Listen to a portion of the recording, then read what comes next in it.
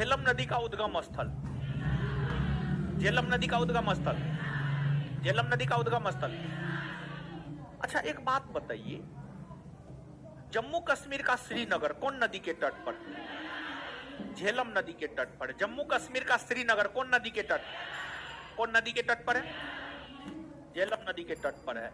श्रीनगर को कौन बसाया था? महान मौर्य सम्राट अशोक। श्रीनगर को कौन बसाया था?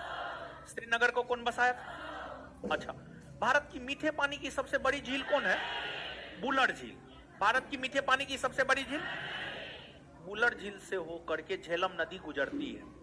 झेलम नदी बुलर झील से होकर गुजरती है। झेलम नदी कौन झील से होकर गुजरती है? झेलम नदी कौन झील से होकर गुजरती है? और झेलम नदी पर पाकिस्तान में मंगला डैम बांध है। मंगला डैम बांध है। झेलम नदी पर पाकिस्तान में मंगला डैम बांध है। झेलम नदी पर पाकिस्तान में कौन सा बांध है? कौन सा बांध है? झेलम नदी पर पाकिस्तान में कौन सा बांध है? चलिए आगे बताइएगा, चिनाब नदी का उद्गम स्थल कौन सा दर्रा? बारालाचा दर्रा। चिनाब नदी का उद्गम स्थल कौन सा दर्रा? कौन सा दर्रा? और चिनाब नदी चंद्रा और भागा, हिमाचल प्रदेश में दो नदी बहती है, चंद्रा और भागा। चंद्रा और भागा नदी जब दोनों आपस में मिल जाती है तो उन दोनों नदियों की संयुक्त धारा को ही कहा जाता है चिनाब। जैसे भागीरथी और अलकनंदा जब आपस में मिलती है तो उसी दोनों नदियों की संयुक्त धारा को जिस प्रकार हम लोग गंगा कहते हैं, उसी प्रकार से चंद्रा और भागा नदी की धारा जब आपस में मिल जाती है तो उन दोनों नदियों की संयुक्त धारा को ही हम लोग क्या कहते हैं? चिनाब। क्या कहते हैं? चिनाब। क्या कहते हैं? तो कौन सी दो नदियों की संयुक्त धारा को चिनाब कहते हैं? चंद्रा और भागा। इसके बाद आगे बताइएगा, रावी नदी का उद्गम स्थल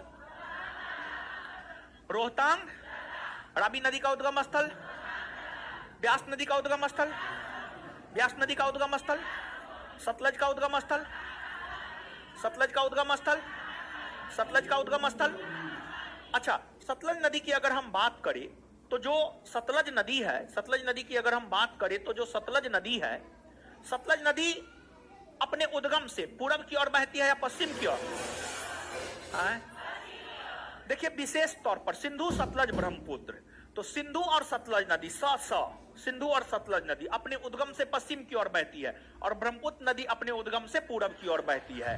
तो कुछ नदियों की धारा, कुछ नदियों के दिशा को भी याद रखना जरूरी है। कुछ नदियों के दिशा को याद रखना जरूरी है। जैसे विशेष तौर पर सिंधु सतलज ब्रह्मपुत्र नदी किधर से किधर बहती है, इसको याद रखना जरूरी है। नर्मदा ताप्ती किधर से किधर बहती है, इसको याद रखना जरूरी है। हर नदी के डायरेक्शन को याद रखना जरूरी नहीं है, ऐसे तो हम आपको सब बताते हैं, लेकिन कुछ नदी के डायरेक्शन को याद रखना जरूरी है क्योंकि उसके डायरेक्शन से रिलेटेड प्रश्न आपके एग्जाम में पूछे